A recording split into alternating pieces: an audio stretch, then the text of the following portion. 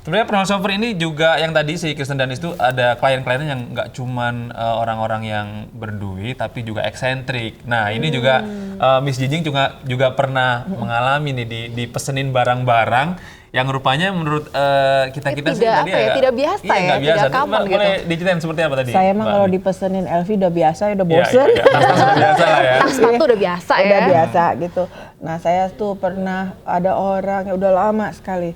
Dia suruh saya cari bantal antik giok ya. Wow. Saya dapat itu di Cina. Bantal itu full giok. dari giok. Kecil segini tapi berat banget. Berat banget ya. Itu Dan ya itu waktu barang itu ya? antik ya. Gimana cara Dapatnya di huntingnya waktu itu? Beijing. Adalah dapat di toko-toko antik itu ya. Gitu dan yang beli itu masih percaya akan khasiat itu. Dan dia bilang saya bayar at all cost, dia bilang gitu kan. Artinya biaya berangkat dibayar. Karena itu memang enggak, karena kebetulan saya dulu kan sering ke Cina ya. Jadi memang kebetulan pas sekali pergi gitu. Cuman memang habis berapa hari lah buat cari itu gitu. Tapi itu challenging gitu. Sampai berhari-hari ya nyarinya ya. Dapat. Karena harus dapat yang asli kan. Yang asli itu dingin sekali dipegang gitu. Terus apa lagi yang aneh-aneh, barang-barang Terus aneh? sekarang ada juga itu klien saya itu udah almarhumah sekarang ya. Aduh saya sedih banget. Jadi dulu saya setiap ke Cina dia titip teh pare. Buah pare? Pare dijadiin teh. Wow. Ya, itu kan di sini belum ada. Itu obat diabetes. Tercanggih katanya. Jadi beliau tuh dulu almarhumah udah sampai yang suntik-suntik insulin sendiri. Insulin, ya? Dan dia kecanduan teh pare itu gitu. Jadi sekali beli dulu 4 kilo teh kan lumayan berat gitu.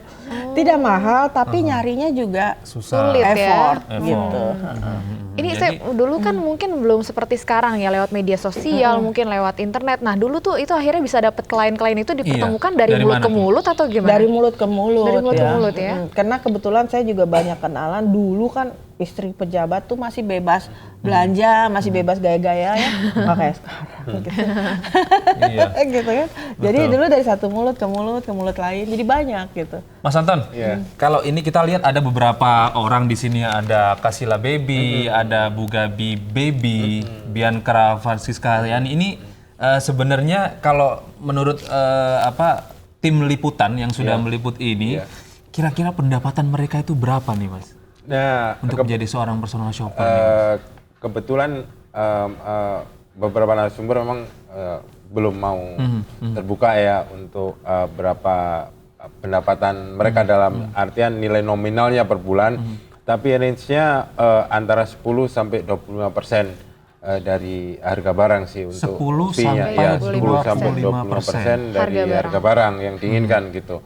Jadi kalau ada lagi sekarang startup yang udah mulai lewat aplikasi, jadi traveler harus bisa mendownload aplikasi itu, nanti ada usernya yang juga harus mendownload aplikasi itu dan mereka dipertemukan dalam satu aplikasi negosiasi gitu. Jadi semua orang bisa jadi personal shopper ketika memiliki aplikasi ini. Betul. Tapi persaingan jadi tidak sehat sekarang. Karena saya lihat sekarang udah jadi kayak murahan gitu ya. Cuman jasanya tuh 25.000, 50.000. Padahal tidak tahu bahwa di balik itu tuh ada risiko juga. Betul. Risiko apa aja yang menurut Mbak Amil yang cukup sebenarnya harus diperhatikan risiko oleh para kan konsumen dan personal shopper? Tergantung barangnya ya. Dan yang paling saya takutin itu makanan dan kosmetik dan obat-obatan suplemen. Dan itu marak sekali di internet gitu. Karena kalau terjadi sesuatu, misalnya terkena food poisoning atau alergik atau apa, mau nuntut kemana gitu, ya kan?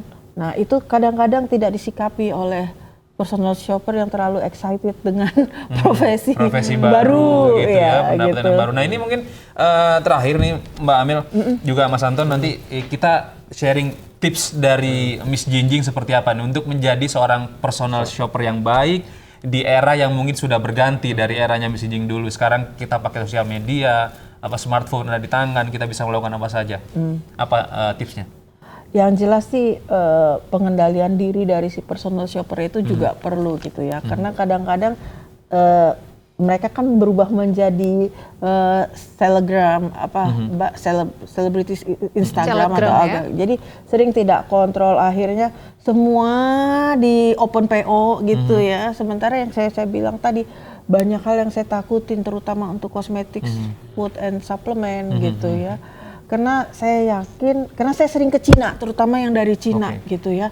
Itu kan kosmetik tuh tidak bisa dipertanggungjawabkan merkurinya atau apanya. Nanti itu mau nuntut kemana gitu ya. Itu harap hati-hati gitu. Artinya personal shoppernya harus bijak, konsumennya juga harus cerdas ya. Iya. Nah dari Mas Anton apa nih Mas tipsnya untuk menjadi seorang personal shopper atau yang ingin memulai misalnya? Cari tren yang sekarang sedang berkembang gitu kan. Misalkan orang lebih suka dengan untuk yang anak-anak muda lebih suka dengan apa streetwear, busana streetwear dengan harga murah gitu kan. Dan juga untuk yang keluar negeri otomatis harus tahu ketentuan soal perhitungan biaya masuknya, pajaknya dan segala macam sehingga nanti tidak malah merugikan personal shopper itu sendiri. Dan tidak meninggalkan barang di bea cukai. Sekarang makanya bisa gitu, kalau nggak bisa barang bayar hari ini bisa ngambil apa dengan membayar jumlah ditebus tertentu dulu ya. Lama-lama penuh itu nanti bea cukai dibayar. Nah itu dia tadi ya tips-tipsnya ya. Terima kasih Mbak Amel, terima kasih Mas Anton. Semoga saja rubrik dari Periscope Personal Shopper hari ini memberikan informasi, memberikan inspirasi buat yang ada di rumah, buat kita berdua Buat mungkin. kita juga ya sebenarnya. Buat yang lumayan nih buat suka belanja ya. Suka belanja. Iya, semoga bisa inspirasi karena dengan semakin banyak wawasan kita mungkin bisa terbuka dengan berbagai macam kemungkinan.